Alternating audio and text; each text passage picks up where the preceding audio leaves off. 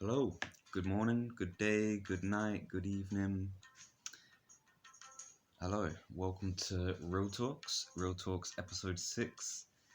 I'm your host, Defy Dubs. Find me on Instagram, YouTube, Defy Dubs, Defy_Dubs, also Defy_Network, also 78 Instagram, that's 7.8 official. And we'll have a YouTube up soon. You might even be watching it on the 7/8 YouTube already. If so, thank you for that. We appreciate your support.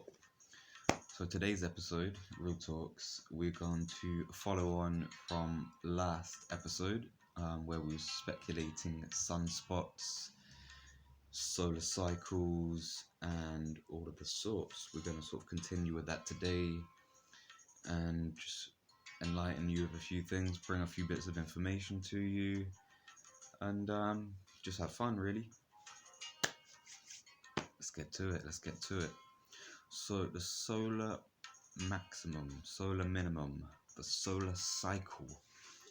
So, currently in 2021, we are in cycle 25 of our sun. This is a pretty cool cycle. A lot happens within, as we spoke about in the last episode about the magnetic poles flipping. I still don't comprehend it. A lot of the scientists still don't comprehend how it happens, why it happens, but it happens. So basically, there's these 11 years where it goes through its cycle we spoke about in the last episode. And in these 11 years, there's points in time where the activity on the sun is more or less. Now, in this moment now, in 2021, we're quite fresh into the cycle. We started this cycle around November, December time, 2019. So, what's that? A year and a bit ago now. So we're only a little bit into the way of this cycle. They actually like to explain it using a clock, an analog clock, the 12. So 1, 2, 3, 4, 5, 6, 7, 8, 9, 10, 11, 12 at the top. They've explained us currently to be at around 3, which is, well, for me it'd be there, for you probably be there 3 p.m. Or 3 a.m. just 3. Which is quite a minimum activity. It's building up. I believe the last solar maximum was 2014. The next predicted maximum is 2025, I believe. Let me check my notes. Yeah, July 2025. Expected to hit a maximum sunspot of 115, which is quite low actually. The top of the last cycle was 114, and the average maximum is about 179, so a lot lower than what it has been.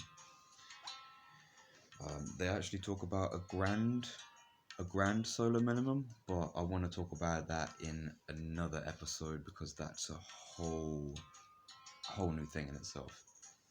But yeah, our next solar maximum, 2025, July 2025.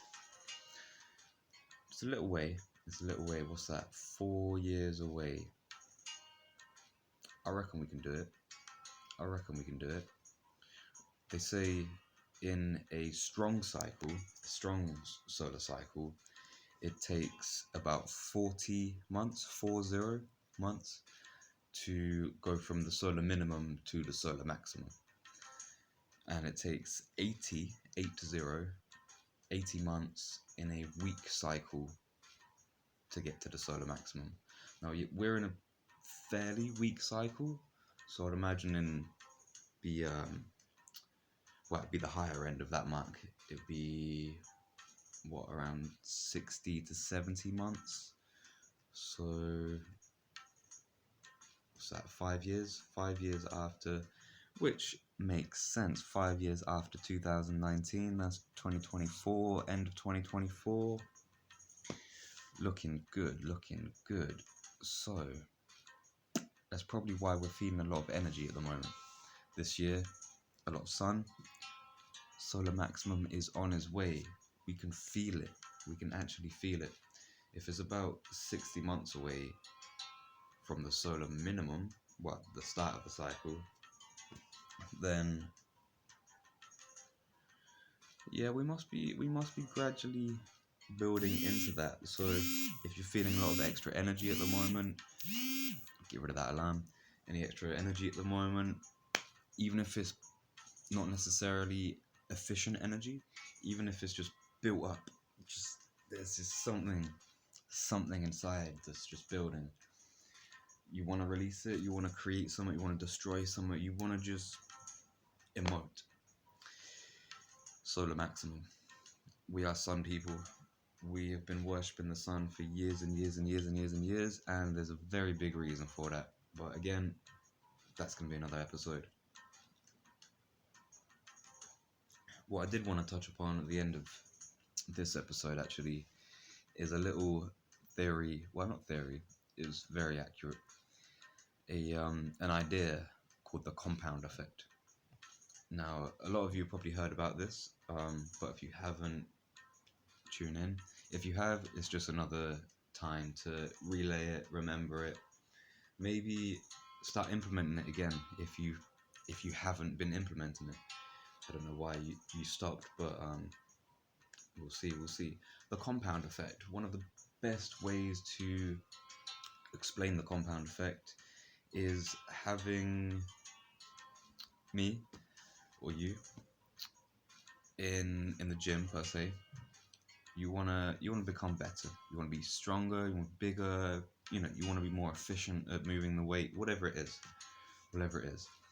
But if we aim to be 1% better, only 1%, every time we go into the gym, or every day, let's say every day for this example, every day we want to be 1% better. Don't have to be the gym, could be cooking, could be learning, could be reading, could anything. Want to be 1% better.